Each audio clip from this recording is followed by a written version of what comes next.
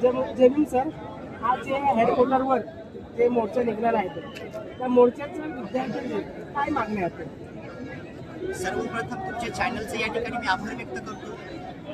मोदी मीडियाच्या कालखंडामध्ये तुम्ही आमची बातमी या ठिकाणी दाखवण्याचं काम करत असल्यामुळे तुमचं या ठिकाणी मी अभिनंदन करतो. आज या ठिकाणी माननीय बाबुल मेश्राम साहेब, राष्ट्रीय अध्यक्ष बामसेब तथा भारत मुक्ती मोर्चा यांच्या नेतृत्वामध्ये लाखोच्या जनसमुदायासमवेत RSSच्या हेडक्वार्टरवरती घेराव घालण्याचा कार्यक्रम, घेराव घालण्याचं आंदोलन या ठिकाणी आम्ही आयोजित केलेलं आहे. आणि या कार्यक्रमामध्ये, या आंदोलनामध्ये मोठ्या प्रमाणात विद्यार्थी, युवा, बेरोजगार संपूर्ण देशभरामधून या ठिकाणी सामील झालेले आहेत. सर, या मोर्चाच्या माध्यमातून ओबीसींचं काय मागणी आहे? खऱ्या अर्थानं बामसेबचं राष्ट्रीय अधिवेशन डिसेंबर महिन्यामध्ये 26 तारखेपासून ते 30 तारखेपर्यंत 5 दिवसीय राष्ट्रीय अधिवेशन कटक या ठिकाणी होणार होतं. परंतु तिथल्या RSS BJP सरकारनं जाणून बुजून षडयंत्रपूर्वक राष्ट्रीय अधिवेशन रद्द करण्याचं काम त्या ठिकाणी केलेलं आहे. का केलं तर त्या अधिवेशनामध्ये सगळ्यात महत्वाचा मुद्दा म्हणजे ओबीसीची जाती आधारित जनगणना झाली पाहिजे या मुद्द्याला अनुसरून ओबीसी मध्ये जनजागृती करण्यासाठी, त्यांना संघटित करण्यासाठी राष्ट्रीय अधिवेशनामध्ये आम्ही तो मुद्दा लावला होता.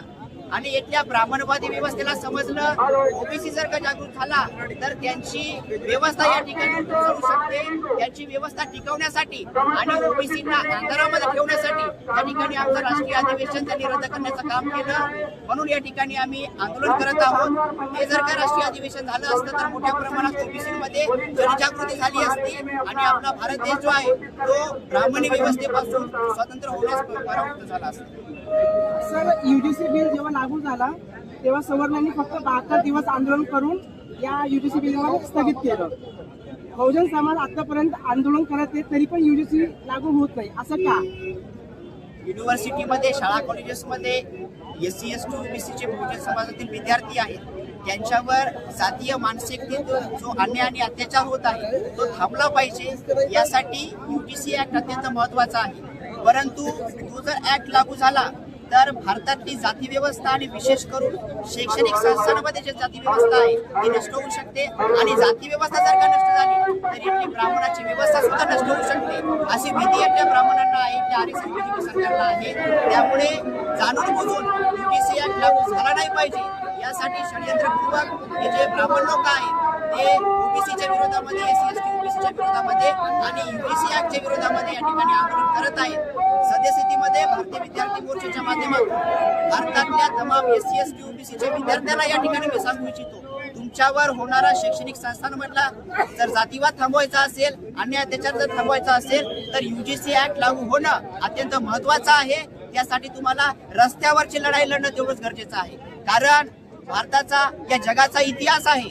जेव्हा जेव्हा या देशाचा, या जगाचा जो युवा आहे, विद्यार्थी आहे, तो जेव्हा रस्त्यावर येऊन आंदोलन करतो तेव्हा तेव्हा या देशामध्ये क्रांती झालेली आहे.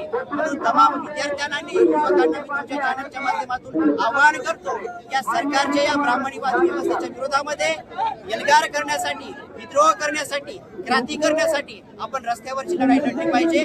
तरच आपले संवैधानिक फंडामेंटल राईट्स, मूलभूत अधिकार या ठिकाणी वाचू शकतात. एवढंच मी या ठिकाणी तुमच्या चॅनलच्या माध्यमातून विद्यार्थी आणि युवकांना सांगतो.